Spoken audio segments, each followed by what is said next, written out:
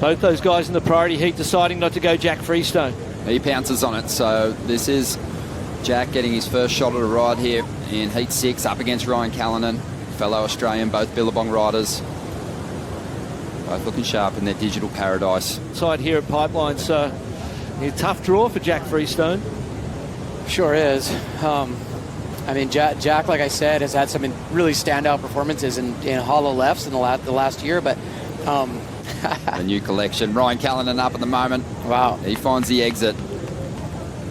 Plenty of highlight moments for him this season, but here at the Pipe Masters as well. He's had some magic rides at backdoor. You know, we saw some foreshadowing of what's going to happen in this heat. But Ryan, you know, that was pretty like a substandard pick right there as far as the wave was, but he rode it. Want to ride some really good waves and obviously qualify for the Olympics would be great, and yeah, try and crack the top 10. It's all pretty tight. I knew you were going to say that, but also Julian, the opportunity to potentially play a world title spoiler. Obviously, you've been in the Pipe Masters, you've won this event, and also been in that world title conversation. So how do you like your role? To give these guys that extra push and paddle power under the ledge, as we see now Ryan Callinan just holding onto that rail, tucked in on a good backdoor looking wave. Got to charge through a bit of white water here. 6 minutes remaining in Heat 5, an unsuccessful backdoor ride there from Ryan Callinan. Continue on. Brand new heat getting started. Seth Moniz taking on Billy Kemper. Two surfers from Hawaii going head-to-head, and priority heat are Cal and Jack Freestone.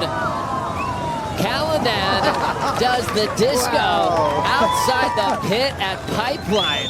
Top of the world. This one's going to continue with Ryan Callinan starting to drive in the pit. He makes it, sets that rail. He kicks out, and then Ryan. I mean, it's been rapid fire in this heat. A lot of nice, clean little waves coming through.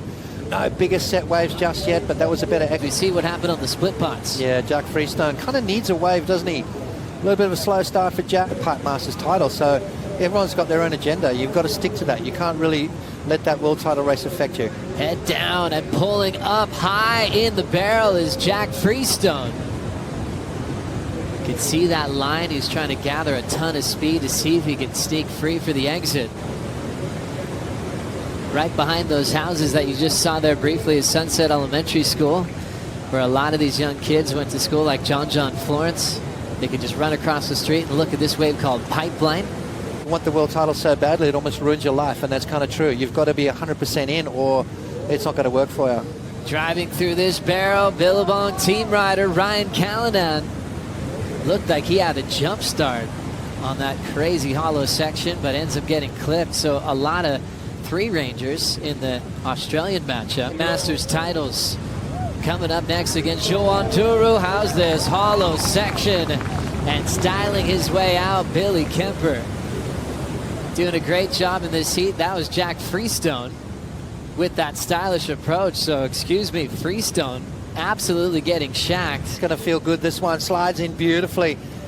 Great positioning. I love the way he used the body there halfway around that, halfway through that wave to slow himself down. You'll see it happen here. Hitting the gas. Now he realizes he's coming out, and you can see him just readjust the balance of his body and slide it onto the face of the wave. What that does is it wipes off speed and just increases the amount of time behind the curtain, which is going to increase the score. He's looking for a 4.40. Kahea is saying, of course, you can fix that up. Have a look at this one here from a beautiful water angle there from Callinan getting the boards from JS Industries. Freestone making the switch to surfboards from John Pizell, who lives right up the beach by Rockies. Squaring up in the pit one more time. Freestone enjoying it.